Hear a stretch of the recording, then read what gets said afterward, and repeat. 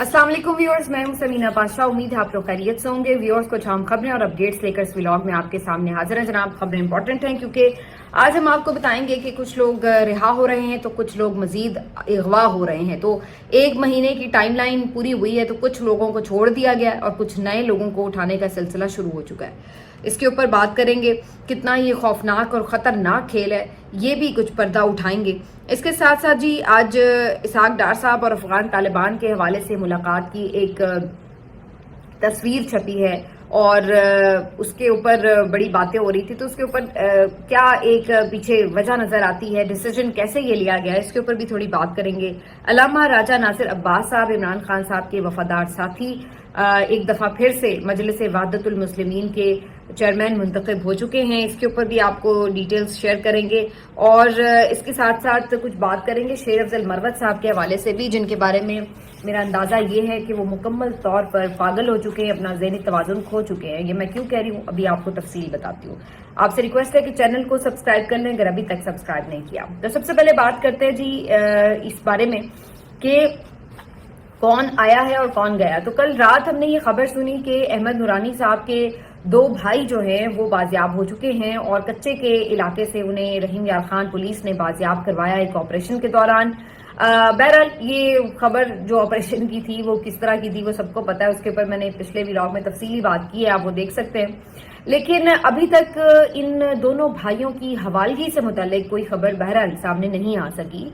ये मालूम नहीं हो सका कि उनके भाई उनके वकला तक पहुंच चुके हैं या नहीं, या उनकी वालदा तक पहुंच चुके हैं या नहीं। तो एक मुकम्मल खामोशी है इस हवाले से और बस यहीं तक वो खबर आई है आखिरी कि जी वो बाजियाब हुए हैं और वहां पर एक ऑपरेशन के थ्रू ये बाजियाब हुए हैं। बहरहाल वी जस्ट होप कि अगर ये खबर आई है तो ये ठीक खबर ही होगी। और दूसरा, एक और पीटीआई के सोशल मीडिया एक्टिविस्ट हैं उस्मान, वो भी अपने घर पहुंच चुके हैं रिहा होकर। ये इनकी जो रिहाई है ये किसी ऑपरेशन का नतीजा तो नहीं है, खुद ही इनको छोड़ दिया गया और ये अपने घर रात गए पहुंच गए खैरियत से। और इनका जो मामला है वो बाजियाबी का केस जो है वो लाहौर हाई कोर्ट में मियां अशफाक जो वकील हैं, बड़े रिनाउंड वकील हैं, वो देख रहे थे।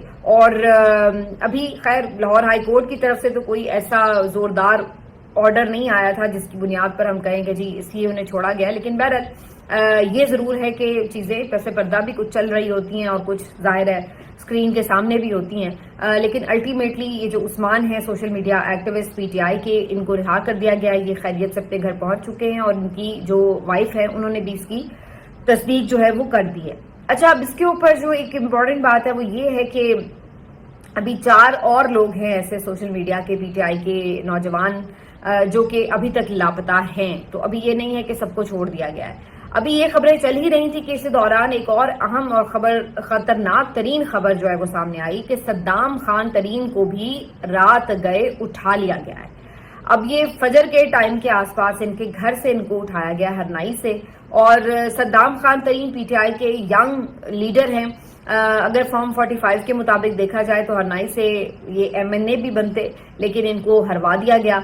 अब सद्दाम खान तरीन जो है ये काफी एक जज्बाती और बहुत हमेशा आपको फ्रंट फुट पर नजर आते हुए एग्रेसिव किस्म के कारकुन नजर आते हैं, हर एहतजाज का हिस्सा रहे हैं हमेशा। तो सद्दाम खान तरीन जो है वो उन्होंने ये कुछ अरसे से मैं देख रही थी पिछले कुछ दिनों से काफी ज्यादा एग्रेसिव ट्वीट्स भी कर रहे थे और बहुत खुल के बात कर रहे थे। मुझे उसी वक्त शक हो रहा था कि जो बलूचिस्तान के हालात हैं इसमें इनके ऊपर कोई टफ टाइम शुरू हो सकता है। जिस तरह से ये खुलकर बात कर रहे हैं, एस्टैब्लिशमेंट पर भी तनकीद बड़जाहिर बहुत ज्यादा सीधे निशाने लिए हुए थे इन्होंने। तो ये कल रात अब खबर आई है कि सद्दाम खान तरीन जो है इनको भी इनके घर से उठा लिया गया है। अब ये एक तरह से आग से खेलने के मुतरादिफ है, क्योंकि आप देख रहे हैं कि सालार खान काकड़ जो कि ऑलरेडी पीटीआई के वहां के सदर हैं बलूचिस्तान के, और जिस तरह से उन्होंने तकरीबन 100 से ज्यादा दिन इनको हो चुके हैं, इनको जेल में बंद किया हुआ है, इनको जमानत नहीं मिल रही है, मिलती है तो किसी और मुकदमे में पकड़ लिया जाता है। और ये वो थे सालार काकड़ जो कि सबसे पहले एहतजाज में पहुंचे इस्लामाबाद में अपना काफिला लेकर, और इनको जेल भी कोई नॉर्मल नहीं दी गई है, बहुत सख्त इनके साथ जेल में सलूक हो रहा है। کبھی پتہ چلتا ہے کہ ان کو پانی نہیں مل رہا، کبھی پتہ چل رہا ہے کہ ان کے لیے کھانے میں دشواری ڈالی جا رہی ہے، کبھی پتہ چلتا ہے ان کو سونے کے لیے بستر نہیں دیا جا رہا، پیشیوں پر بھی آتے ہیں تو ہتھکڑیوں میں جکڑے ہوئے ہوتے ہیں، منہ ان کا ایسے ڈھانپا جاتا ہے جیسے کوئی بہت بڑا دہشت گرد پکڑ کر لے آئے ہیں، تو بہت ان کے ساتھ سختی برتی جا رہی ہے، بڑا توہین آمیز سلوک کیا جا رہا ہے۔ اب سالار کاکڑ جو ہیں یا صدام خان ترین ہیں، اس طرح کے اور جو نوجوان لیڈرز ہیں بلوچستان سے جن کا تعلق ہے، یہ دیکھنے کی بہت زیادہ سمجھنے کی ضرورت ہے کہ یہ وہ لوگ ہیں جو آپ کی پارلیمانی سیاست پر یقین رکھتے ہیں، یہ وہ لوگ ہیں جو آئین پاکستان پر یقین رکھتے ہیں، یہ وہ لوگ ہیں جو وفاق پر یقین رکھتے ہیں، یہ وہ لوگ ہیں، یہ وہ نوجوان ہیں جو کہ بلوچستان کے نوجوانوں کو قائل کر سکتے ہیں، قائل کر رہے ہیں کہ نہیں، یہ ہمارا وطن ہے، یہ فیڈریشن ہماری ہے، ہم نے اس کے ساتھ جڑے رہنا ہے، ہم نے اسی آئین کو ماننا ہے اور اسی آئین کے تحت ہونے والے الیکشنز میں حصہ لینا ہے، اور پھر اپنی آواز جو ہے وہ اسمبلیوں تک پہنچانی ہے اور اپنے حقوق کی بات کرنی ہے۔ تو آپ کیا کر رہے ہیں؟ آپ یہ کر رہے ہیں کہ وہ لوگ جو دلیل سے بات کر رہے ہیں، وہ لوگ جو آپ کی نوجوان نسل کے نمائندہ ہیں اور اس علاقے کے کہ جو آپ سے آدھے سے زیادہ ناراض ہے، آپ کی بات سننے، آپ کی شکلیں دیکھنے کے لیے تیار نہیں ہیں، تو ایسے لوگ جو کہ وہاں پر قابل قبول ہیں، جن کو لوگ وہاں پہ ایکسپٹ کر رہے ہیں، جن کی بات سننے کے لیے تیار ہیں، آپ بجائے ان کے کہ انہیں آپ امپاور کریں، آپ ان کو اسمبلیوں میں آنے دیں تاکہ لوگوں کو یہ یقین رہے کہ ہماری آواز اسمبلیوں تک پہنچ رہی ہے، تو آج نہیں تو کل ہمارے مسائل کا حل ہوگا۔ آپ کیا کرتے ہیں؟ آپ اپنے ٹاؤٹس لا کے اسمبلیوں میں بٹھاتے ہیں، اور تیسرے چوتھے نمبر پر جو ٹاؤٹ آپ کے آئے، آپ نے ان کو فارم 47 کے تحت اسمبلیوں میں بٹھایا، اور جو جینون نمائندے تھے ان کو آپ نے ہروا دیا۔ تو پہلے آپ نے یہاں پر ان کے ساتھ زیادتی کی، اور پھر اس کے بعد جب وہ احتجاج کرتے ہیں تو آپ کیا کرتے ہیں کہ آپ ان کو پکڑتے ہیں، آپ ان کو جیلوں میں بند کرتے ہیں، ان کے ساتھ ناروا سلوک کرتے ہیں۔ پھر جو باقی ان کے ساتھی اس پہ احتجاج کرتے ہیں جیسے صدام خان ترین وغیرہ، تو آپ ان کو گھروں سے اٹھوا لیتے ہیں اور پھر انہیں کہیں ابھی فی الحال تک کہیں پریزنٹ بھی نہیں کیا گیا۔ عادل بازائی جیسا نوجوان، اس کے آپ لازے گرا دیتے ہیں، اس کے ساتھ آپ کیا کرتے ہیں؟ اس کی پوری سیٹ چھیننے کی کوشش کرتے ہیں، تو اس کے ساتھ بھی آپ یہ سلوک کرتے ہیں کہ آئندہ کوئی بھی جو بلوچستان کا نوجوان ہے وہ یہ سوچے ہی نہ کہ جناب پرامن جدوجہد کے ذریعے ہمیں کچھ مل سکتا ہے۔ وہ یہی سوچے گا کہ یار جنہوں نے پرامن جدوجہد کی، جنہوں نے پارلیمانی سیاست کا راستہ اختیار کیا، آپ نے ان کے ساتھ کیا کیا؟ تو آپ خود سوچئے کہ آپ کیا کر رہے ہیں اس ملک کے ساتھ، اس کی سالمیت کے ساتھ، اس کی سلامتی کے ساتھ۔ یہ تو اگر آپ اس طریقے سے سلسلہ جاری رکھیں گے کہ جو ان کے ریپرزنٹیٹیوز ہیں، وہ مارنگ بلوچ ہو، وہ سالار کاکڑ ہو، وہ اختر مینگل ہو، وہ عادل بازائی ہو، تو آپ ان کے ساتھ کیا کر رہے ہیں؟ آپ یہ کر رہے ہیں کہ ان کو جیلوں میں بند کریں۔ تو آپ بیسیکلی اس خطے کے رہنے والوں کو یہ پیغام کیا دینا چاہ رہے ہیں انڈائریکٹلی کہ ہاں بھئی جو ہتھیار اٹھائے گا وہ لڑ لے، جو پرامن رہ کے بات کرے گا اپنے حقوق کی، اس کے ساتھ ہم یہ کریں گے۔ تو یہ آپ کتنا خوفناک ایک راستہ ان کو دکھا رہے ہیں۔ یہ سوچنے کا مقام ہے کہ ہم یہ آج دیکھ رہے ہیں کہ وہ لوگ جو عوامی نمائندے ہیں، حقیقی جینون، ان کو آپ اس طرح گھروں سے اٹھا رہے ہیں۔ تو وہ تو پہلے ہی یہ بات کر رہے ہیں کہ جی ہمارے لوگ اٹھائے جاتے ہیں، تو آپ اس چیز کو اور انڈورس کرتے ہیں کہ ہاں بھائی کوئی شک باقی نہ رہ جائے۔ یہ اس وقت جو ہے ایک کھیل کھیلا جا رہا ہے جو کہ کتنا خطرناک ہے، اب آپ اندازہ لگائیے۔ تو صدام خان ترین کے اغوا ہونے کے بعد وہاں پر احتجاج بھی شروع ہو چکا ہے، ایک بڑی ریلی نکالی گئی ہے، اور اس ریلی میں انہوں نے بڑے خوفناک قسم کے نعرے لگائے ہیں، بڑی خوفناک باتیں ہوئی ہیں۔ تو یہ چیزیں آپ جب کریں گے تو پھر آپ کیا ایکسپیکٹ کرتے ہیں کہ لوگ آپ کے گلے میں پھولوں کے ہار ڈالیں گے، یا وہ یہ کہیں گے کہ جی بہت زبردست آپ لوگ کام کر رہے ہیں تو لہٰذا ہم آپ کے ساتھ کھڑے ہیں؟ تو ایسا نہیں ہوتا۔ اگر آپ یوں نفرت بوئیں گے تو آپ کے لیے نفرت ہی اگے گی آگے سے، آپ کے لیے پیار محبت نہیں اگ سکتا۔ یہ ایک خطرناک چیز ہے۔ ہم صرف اس طرف توجہ دلا سکتے ہیں کہ یہ آگ سے کھیلنے کے مترادف ہے، یہ مت کریں۔ جو حقیقی نمائندے ہیں بلوچستان کے، ان کو انگیج کریں، ان کو امپاور کریں، تاکہ جو بلوچستان میں اس وقت ایک آگ ہے اور جو بیرونی دشمن ممالک اور ایجنسیاں بھی اپنا کھیل اس آگ میں کھیلنے کی کوشش کرتی ہیں، وہ تبھی ناکام ہوں گی جب وہاں کے لوگ آپ کے ساتھ ہیں۔ اگر وہ لوگ ہی آپ سے متنفر ہو گئے تو آپ دشمن کی چالوں کو بھی ناکام نہیں بنا سکتے، آپ کہیں پہ لڑ نہیں سکتے، کہیں پہ کامیاب نہیں ہو سکتے اگر آپ کے لوگ آپ کے ساتھ نہیں ہیں۔ لیکن یہ بات ابھی کسی کو سمجھ نہیں آ رہی. افسوسناک صورتحال یہ ہے. ابھی تک بھی صورتحال یہ ہے, یہ تو ہم بلوچستان کا رونا رو رہے ہیں, یہاں تو کیپٹل سٹی میں اس طرح کی سچویشن ہے کہ جہاں پر جنرل نمائندوں کو ہرایا گیا ہے اور ان کے اوپر مقدمات کی بھرمار ہے. اب آمن مغل صاحب اسلام آباد سے ہیں, اسلام آباد ریجن کے صدر ہیں پی ٹی آئی کے, اور ان کے اوپر بھی بے بہا مقدمات قائم کیے ہوئے ہیں.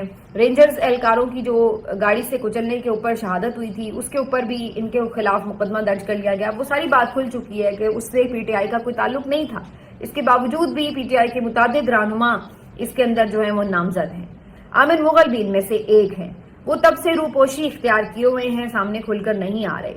مین وائل ان کی جو والدہ محترمہ ہیں وہ بیمار بھی ہوئیں, ہاسپٹلائز بھی رہیں, لیکن وہ اپنی والدہ کو بھی دیکھنے نہیں آ سکے. ایونچولی ان کی ڈیتھ ہو گئی والدہ کی, اور ان کے لیے جنازہ بھی پڑھنا اپنی ماں کا مشکل تھا. بڑی مشکل سے ایک خفیہ طریقے سے انہوں نے آ کے خفیہ مقام پر اپنی والدہ کا جنازہ پڑھا, اور پھر اس کے بعد ایک نارمل جنازہ جو اناؤنسڈ جنازہ تھا وہ پھر الگ سے پڑھایا گیا, اور پھر اس کے بعد ان کی تدفین ہوئی. اب آپ دیکھیے کہ آپ لوگوں کو کس نہج پر لے جا چکے ہیں کہ لوگ کوئی اپنی بچی کی شادی میں شرکت نہیں کر پا رہا, کوئی اپنے پیاروں کا جنازہ نہیں پڑھ پا رہا, کوئی اپنے پیاروں کی عیادت نہیں کر پا رہا اگر کوئی بیمار ہے, اور کوئی جو شخص ہے وہ کسی طور اپنے بچوں سے نہیں مل پا رہا. تو آپ نے ایک اس طرح کا ماحول جو ہے وہ ایون آپ کی کیپٹل سٹی میں آپ نے کریٹ کر دیا ہے, اور پھر آپ یہ کہتے ہیں کہ جی ملک ترقی کر رہا ہے, سب کو بڑا نارمل پیغام دو کہ سب کچھ نارمل چل رہا ہے اور کوئی مسئلہ نہیں ہے. تو یہ کیسے ہو سکتا ہے؟ یہ کیسے ہو سکتا ہے کہ آپ عوام کے جو حقیقی نمائندے ہیں ان کو نہ صرف یہ کہ ہروا کر گھروں میں بٹھا دیں, بلکہ ان کو مسلسل جبر اور انتقامی کارروائیوں کا نشانہ بنائیں. تو یہ بہت ہی افسوسناک بات ہے. آمن مغل صاحب کے لیے ان کی والدہ کی وفات کے اوپر ہماری تعزیت ہے, اور ہم ان کو اظہار افسوس بھی کرتے ہیں, ان سے اظہار یکجہتی بھی کرتے ہیں. اللہ ان کو صبر دے. لیکن یقیناً یہ چیزیں ہمیشہ آپ کے دل میں نا یاد رہ جاتی ہیں کہ جی اس طرح کے موقع پر ہمیں نہیں آنے دیا گیا, اور ہمیں اپنی جو والدہ ہیں ان کی تدفین میں اس طرح سے شرکت نہیں کرنے دی گئی. کتنے ہزاروں لوگ ہوں گے جو ان کو افسوس کا اظہار کرنے ملنے آنا چاہتے ہوں گے, لیکن نہیں آ پا رہے ہوں گے. تو یہ اس وقت جو ہے وہ صورتحال ہے. بہرحال اس سے ایک قدم آگے بڑھتے ہوئے تھوڑی بات کریں گے. آج یہ بھی ایک خبر ہے, علامہ راجہ ناصر عباس صاحب دوبارہ سے مجلس وحدت المسلمین کے چیئرمین منتخب ہو گئے ہیں. دوسری مرتبہ پراپر ایک ان کا الیکشن ہوا ہے, اور اس میں 3 کینڈیڈیٹس تھے. علامہ راجہ ناصر عباس صاحب 80% ووٹوں کے ساتھ اپنا چیئرمین کا انتخاب جیت گئے ہیں. علامہ راجہ ناصر عباس صاحب بہت ہی ایک زبردست پرسنالٹی ہیں. کوئی شک نہیں کہ انہوں نے عمران خان صاحب کے ساتھ بھی بڑی وفا نبھائی ہے, اور عمران خان صاحب کو اگر آپ صرف ان کی دوستی یا وفاداری کی بات ایک طرف بھی رکھ دیں تو ایون دین آئین پاکستان کے لیے کھل کر جس طرح سے انہوں نے ظلم کے خلاف, جبر کے خلاف مزاحمت کی ہے اس دور میں کہ جہاں پر پی ٹی آئی کے کچھ اپنے لوگ بھی اس طرح آواز نہیں اٹھا پائے, علامہ راجہ ناصر عباس صاحب نے جس طرح دبنگ انداز میں یہ مقدمہ لڑا وہ لائق تحسین ہے. تو علامہ راجہ ناصر عباس صاحب جو ہے وہ دوسری بار چیئرمین منتخب ہو گئے ہیں. کنگریچولیشنز ٹو ہم. اب آتے ہیں جی ڈان نیوز کے کارٹون کی طرف. ڈان نیوز جو ہے انہوں نے آج ایک کارٹون چھاپا ہے جس کے اوپر کافی فیڈ بیک بھی آ رہا ہے, اور وہ بیسکلی عمران خان صاحب سے ملاقاتوں کے حوالے سے جو صورتحال ہے اس پہ انہوں نے چھاپا ہے. اس میں انہوں نے کیا بتایا کہ ایک کاغذ ہے, اس کے اوپر لکھا ہوا ہے کہ سپریم کورٹ کا آرڈر ہے کہ عمران خان صاحب سے ملاقات کی جائے, اور اس کے اندر ایک چھرا گھونپا جا رہا ہے, اور وہ جو چھرا ہے وہ جس ہاتھ میں ہے اس ہاتھ کے اوپر لکھا گیا اڈیالہ اتھارٹیز. اور بیسکلی یہ بتانے کی کوشش کی گئی ہے کہ عدالتوں کے آرڈرز کی وقت یہ ہے کہ یہاں پر اس طرح اڈیالہ اتھارٹی جو ہے وہ اس کو تار کر دیتی ہے, اس کو حکم بجا لانا تو دور کی بات ہے, اس کو بالکل بے وقت کر دیتی ہے اور اس کو پاؤں کے نیچے رون دیتی ہے, اور ملاقات نہیں کروائی جاتی. تو اس پہ بلکہ بہت سے جو پی ٹی آئی کے شرارتی لوگ ہیں انہوں نے اس کو کہا کہ جی اس کو ہم فکس کر دیتے ہیں, اس میں تھوڑی گڑبڑ ہے. اڈیالہ اتھارٹی کی جگہ انہوں نے آپارا اتھارٹی لکھ دیا, اور اس کو یوں کر کے وائرل بھی کیا ہوا ہے.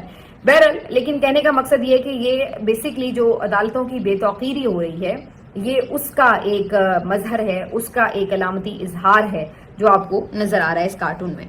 اب آتے ہیں جی ایک تصویر اسحاق ڈار صاحب کی کافی وائرل ہوئی ہے. اسحاق ڈار صاحب اور افغان طالبان جو ہیں ان کی حکومت ہے, ظاہر اس وقت افغان وزیر خارجہ سے بھی وہ ملے ہیں, تو اس کے اوپر بڑی گڈی سی باتیں کرنے کی کوشش ہو رہی ہے کہ جی دیکھیں ہم نے بڑی ڈپلومسی کر لی, اور جو ہم ہیں وہ ادھر بھی جا رہے ہیں ادھر بھی جا رہے ہیں.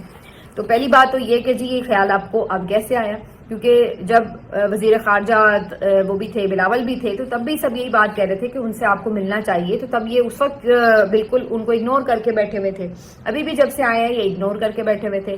اب یہ تو حالات اس نہج تک تھے کہ ٹھیک 1 مہینہ پہلے کی بات ہے کہ یہ تو افغانستان کے ساتھ پوری لڑائی کرنے کے موڈ میں تھے، ان کو دھمکیاں بھی لگا رہے تھے اور چھوٹی موٹی کاروائیاں وہاں پہ انہوں نے کی بھی ہیں سرحد کے آس پاس. اور اس کے اوپر جو تھا وہ بڑا کنسرن شو کیا جا رہا تھا کہ بھائی آپ کیوں ان کے ساتھ بلا وجہ کی کوئی جنگ مول لے رہے ہیں. تو کچھ واقعات ضرور ہوئے، اس پہ بھی انہوں نے کہا کہ جی ان کے تانے بانے جا کے ادھر سے ملتے ہیں افغانستان سے. سب نے یہ کہا کہ اگر ایسا کچھ ہے تو اس معاملے کو ان کے ساتھ نیگوشیٹ کر کے کریں حل. علی امین گنڈا پور صاحب تو پورے تیار تھے کہ ایک وفد کے ساتھ وہاں جائیں اور ان سے مذاکرات کریں، اور یہ جو مہاجرین کی واپسی والا معاملہ ہے اس کے اوپر بھی جو ہے ان کو اعتماد میں لیا جائے، انہیں قائل کیا جائے کہ بھائی آپ اپنے جو لوگ ہیں اب ان کو واپس ریسیو کر لیں. اب اس طرح انہیں دھکے مار کے یہاں سے نکال دیا جائے اور وہ وہاں پہ ریسیو نہ کر رہے ہوں تو یہ کس طرح سے ساری سیٹلمنٹ ہوگی، یہ لوگ کدھر جائیں گے اور پھر یہ کس طرح سے جو ہے وہ ایک نارمل زندگی گزار سکیں گے. تو یہ تو بڑا غلط ہو جائے گا، اور اس پہ پی ٹی آئی کا اور علی امین کی حکومت کا اپنا ایک سٹانس بھی موجود تھا. لیکن یہاں پر ہماری ایک ایگریسو اسٹریٹجی بنی ہوئی تھی کہ نہیں جناب ہم نے تو ان کی ایسی کی تیسی کر دینی ہے، بینڈ بجا دینی ہے. اس وقت بظاہر ایسا لگ رہا تھا کہ ریاست کی پالیسی یہ ہے کہ امریکہ کو خوش کرنے کے لیے ہم بس یہ بتائیں گے کہ ہم دہشت گردی کے بڑے خلاف ہیں اور ہم تو جی بینڈ بجا دیں گے، یہ کر دیں گے. لیکن ایونچولی ہم نے دیکھا کہ امریکہ تو خود ہی افغانستان کے ساتھ کسی نئی صورتحال میں کوئی نئی کشیدگی کرنے میں انٹرسٹڈ ہی نہیں تھا. انہوں نے تو الٹا زلمے خلیل زاد کو بھیج دیا اور انہوں نے جا کر وہاں پر طالبان کے ساتھ مذاکرات کیے، اپنے بندے بھی 2-3 چھڑوا لیے اور ان کے ساتھ مزید انہوں نے کہا کہ ہم اپنی بات چیت آگے بڑھائیں گے. تو جب انہوں نے یہ دیکھا کہ اچھا بھائی امریکہ بہادر جس کو ہم خوش کرنے کے چکر میں ادھر لڑائی کرنا چاہ رہے تھے وہ تو خود ان کے ساتھ ڈائریکٹلی جا کے مذاکرات بھی کر رہا ہے، اپنے معاملات حل کر رہا ہے، تو پھر انہوں نے بھی اب کیا کیا کہ اسحاق ڈار صاحب کو تیار شیار کر کے اور بھیج دیا کہ جاؤ بھائی اب تم بھی جا کے ذرا اسلام دعا کرو، معاملات کو ذرا بہتر کرنے اور بہتر تعلقات کی بات کرنے کی کوشش کرو. تو آج یہ جی تصویر لگا کے بڑے خوش ہو رہے ہیں کہ ہم نے بڑی زبردست ڈپلومیسی کی. بھائی ہم تو شروع سے یہ بات کہہ رہے تھے کہ آپ اس بے وقوفی میں نہ پڑیں اور جا کے اپنا ہمسایہ ہے اس کے ساتھ معاملات کو سیٹل کریں، لڑائی جھگڑے سے کیا حاصل ہونا ہے. تو تب ان کو یہ بات سمجھ نہیں آ رہی تھی کیونکہ اس وقت ان کا خیال یہ تھا کہ امریکہ کو پلیز کرنے کا طریقہ یہ ہے. اب جب پتہ لگا کہ امریکہ اس طریقے سے پلیز نہیں ہو رہا بلکہ وہ تو الٹا ڈائریکٹلی ان سے مل رہا ہے تو پھر ہم نے بھی اپنی پالیسی بدل لی. تو یہ تو ہمارے حالات ہیں کہ ہم جس ملک سے 1 مہینہ پہلے جنگ کرنے پر تلے بیٹھے تھے آج ہم کہتے ہیں کہ نہیں جی اب تو ہم ڈپلومیسی سے چلیں گے. کہنے کو ہم خود مختار ملک ہیں لیکن ہمارے جو فیصلے ہیں وہ کس طریقے سے دوسرے ممالک کے فیصلوں کے ساتھ جڑے ہوئے ہوتے ہیں، ان کے مرہون منت ہوتے ہیں.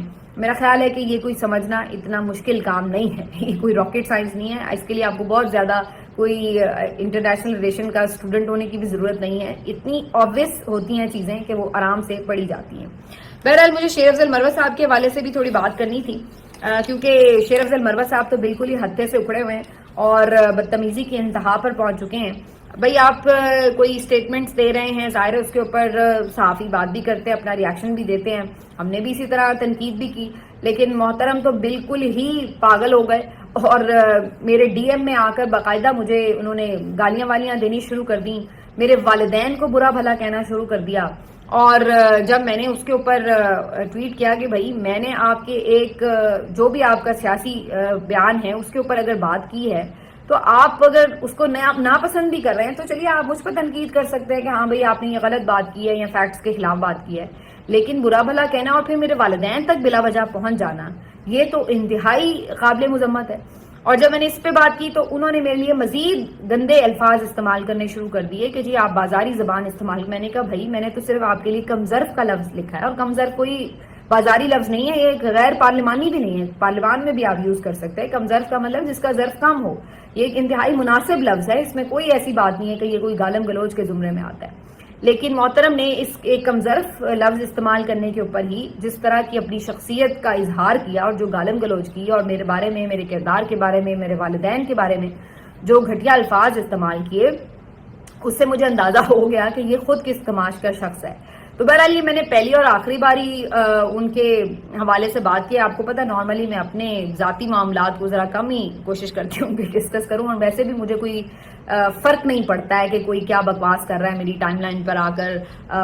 کیونکہ لوگوں کا کام جو ہے وہ اپنا کام کرتے ہیں، اس سے آپ کو فرق نہیں پڑنا چاہیے اور نہ مجھے پڑتا ہے. میں صرف ان کی حقیقت آپ پہ بتا رہی ہوں کہ اب بھی اگر کسی کو کوئی شک شبہ ہے کہ جی شیر افضل مروت صاحب جو ہیں وہ کوئی بڑے آپ کے سگے ہیں یا بڑے کوئی زبردست شخصیت ہے، تو اس لیے میں صرف آپ کو بتا رہی ہوں کہ آپ کے بھی تاکہ غلط فہمیاں دور ہو جائے کہ حقیقت میں یہ شخص اسٹیبلشمنٹ کا ایک ڈاؤٹ تھا جس کو جان بوجھ کے انسٹال کیا گیا تھا کچھ خاص مقاصد کے لیے، اور اب چونکہ عمران خان نے اس کو اٹھا کے باہر پھینک دیا تو اس کے بعد اب وہ اپنی اصلیت پر اتر آیا ہے. تو اب وہ جو شخص بھی اس کے اوپر بات کرتا ہے یا تنقید کرتا ہے تو وہ اس کو کاٹنے کو دوڑ ہے.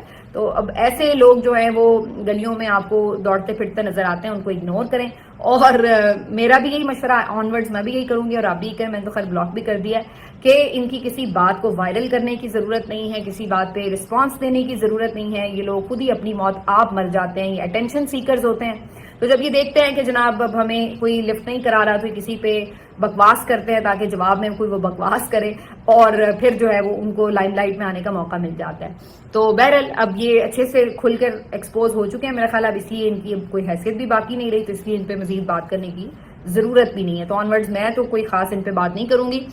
باقی آپ لوگوں کو میں نے صرف یہ اس لیے بتایا کہ بجائے اس کے کہ ان کو کوئی جواب دے کے وائرل آپ کریں، اس سے بہتر ہے کہ ان کو ٹوٹل اگنور کریں. یہی ان کی موت ہوتی ہے. ملتے ہیں آپ سے اگلے ویلاگ میں، اپنا خیال رکھیے. اللہ حافظ.